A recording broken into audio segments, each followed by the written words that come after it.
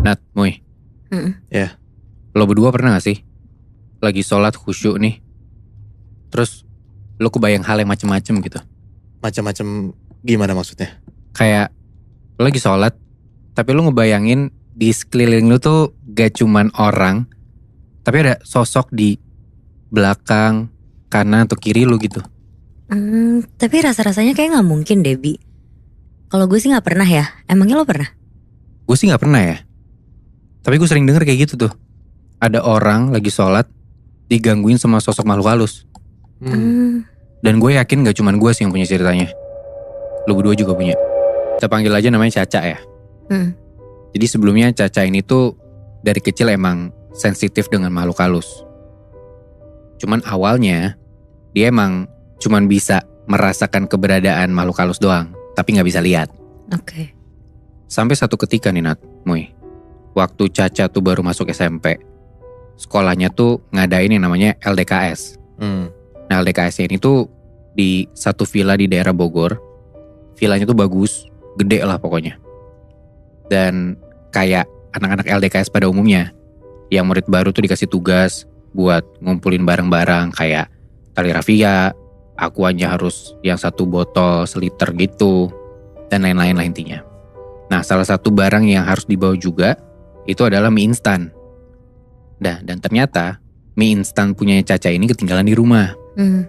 Caca baru sadar pas udah sampai di villa nih. Panik lah dia, karena dia takut dihukum kan. Dia nanya ke temen-temennya, ada warung gak deket sini? Ada di mana tuh? Untungnya temennya Caca ngasih tahu kalau di luar villa tuh ada warung. Keluarlah Caca dari villa. Dia ke depan gerbang, nanjak tuh karena di depan gerbang tuh kayak jalannya nanjak curam gitu. Sambil lari juga tuh dia buru-buru karena panik kan, satu barangnya dia gak kebawa nih buat LDKS. Dan untungnya dapet. Dia beli mie instan di warung. Udah selesai beli mie instan, dia langsung balik lagi tuh ke villanya. Nah kalau tadi dari villa tuh ke warungnya kayak jalannya nanjak banget, sekarang berarti menuju ke villa turunan kan. Turunan tajam, si Caca buru-buru, gara-gara lari, jatuhlah dia. Aduh. Nah pas jatuh, si Caca ini gak sengaja ngucap kata kasar, anjing gitu. Ya refleks aja kan. Refleks. Dan pas Caca nengok ke arah depan, gak jauh dari dia ternyata ada kuburan di situ. Kuburan yang ketutup sama pohon-pohon gitulah intinya. Di sini belum kejadian apa-apa Nat, Moy. Pas malamnya, abis sholat maghrib, panitia LDKS dan peserta yang lain tuh semua ngadain zikir dan doa bersama gitu di aula villa mereka. Kayak aulanya tuh space besar, rada setengah outdoor gitu. Jadi gak ada pintu dan jendela sama sekali. Nah dari aula itu, dari tempat Caca dan teman-teman sholat, gak sengaja Caca tuh ngeliat ke arah pohon besar di dekat aula itu. Di sana tuh Caca ngeliat ada cewek lagi main ayunan. Padahal harusnya semua anak ya sholat kan di situ. Tapi dia liatnya ada satu cewek dari jauh lagi main ayunan. Si cewek ini tuh rambutnya panjang, menjuntai sampai ke tanah. Bajunya tuh putih, agak-agak kotor kecoklatan gitu. Dari deskripsi lo udah tahu ya, itu kuntilanak. Iya. Malam-malam dia ngeliat kayak gitu. Nah cuman entah kenapa si Caca ini tuh gak bisa gerak sama sekali, gak bisa teriak sama sekali. Mungkin gara-gara shock banget kali ya dia ngeliat kayak gitu pertama kalinya. Karena kan tadi gue bilang dia gak bisa ngeliat, cuma bisa ngerasain doang kan. Dia ngeliat kayak gitu, si Kunti ini tuh lagi main ayunan. Jadi lu bayangin nih ada sosok cewek lagi main ayunan.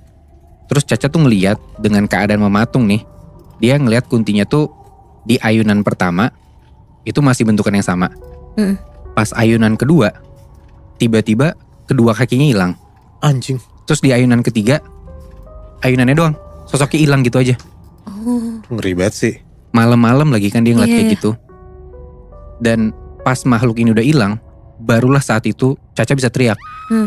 Dia teriak kenceng tuh, sampai semua orang yang ada di aula ngedenger Caca. Dan langsung ngeliatin tuh, maksudnya Caca langsung diliatin gitu sama si orang-orang ini. Temennya Caca yang ada di samping dia panik, terus keheranan juga kayak, kenapa Ca? Tapi Caca tuh gak bisa ngomong apa-apa, dia cuma bisa nangis doang. Akhirnya Caca dibawalah ke ke tempat yang rada sepi dan jauh dari teman-temannya buat ditenangin gitu.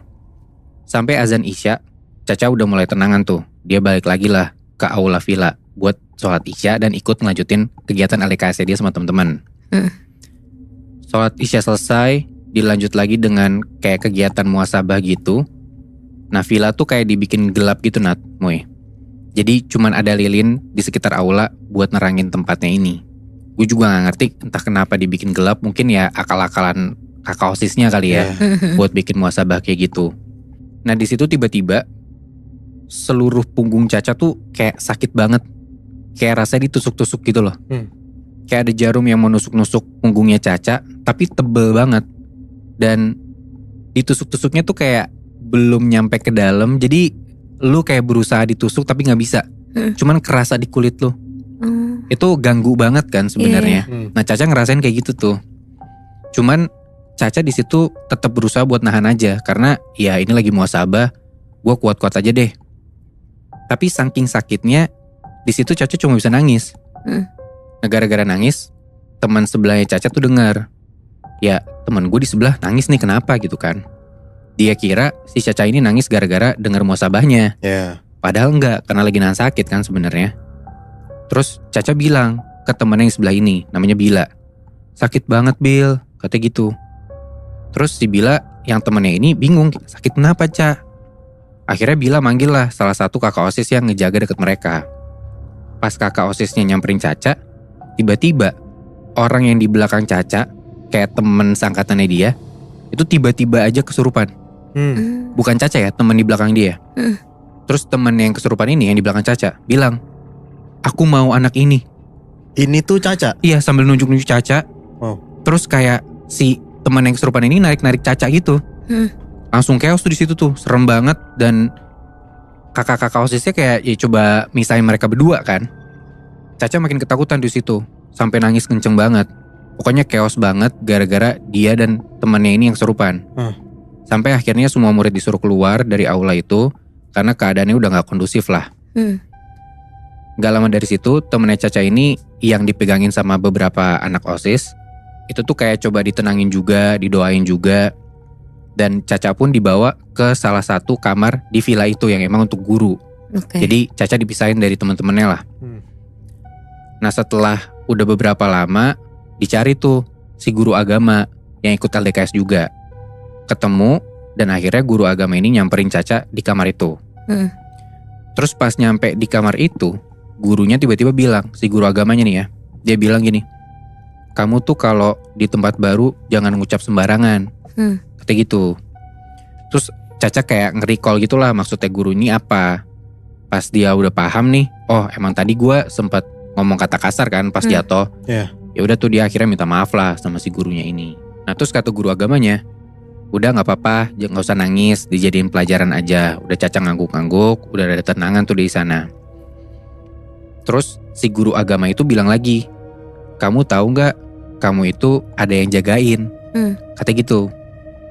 Nah Caca nggak paham dong, ya maksudnya apa gitu kan? Dia nggak ngerti apa-apa. Dia jawab enggak. Terus guru agamanya bilang, kalau di dalam diri Caca ini, entah di dalam atau di sekelilingnya dia, gue juga nggak paham. Tapi si guru agama ini bilang kalau Caca tuh ada sosok penjaganya, yaitu uyutnya dia. Uyut tuh kayak bokap neneknya dia lah intinya gitu. Dan si uyutnya ini udah ngejagain Caca dari Caca tuh masih di dalam kandungan. Nah kata Caca, kebetulan memang pas nyokapnya Caca ini lagi mengandung Caca, itu tuh nyokapnya kayak didatengin sama kakeknya ini, yang mana itu buyutnya Caca kan. Terus si nyokapnya ini disamperin, uyutnya tuh kayak pakai sorban dan wangi bersih lah. Nah udah tuh, setelah udah ada kejadian kayak gitu di malam LDKS itu, setelahnya di hari setelah itu, seminggu kemudian, selama seminggu setelah itu tuh si Caca bisa ngelihat sosok-sosok aneh. Dari yang tadinya gak bisa ngeliat sama sekali ya, seminggu setelahnya bisa ngeliat sosok kayak gitu. Berarti karena dia habis pulang dari LDKS itu? Gara-gara kejadian satu kejadian itu ya, akhirnya dia bisa ngelihat sosok-sosok aneh. Tapi mungkin emang dari kecil dia kayaknya emang udah mau bisa ngelihat kali ya Bi. Soalnya kan udah mulai ngerasain gitu kan dari kecil. Sensitif. Kalau menurut gue kayaknya kebuka gitu ya mata batinnya ya. Tapi untungnya dia ada yang jagain si Uyutnya kan. Itu dia. Kalau enggak dia kena banget pasti tuh. Bener.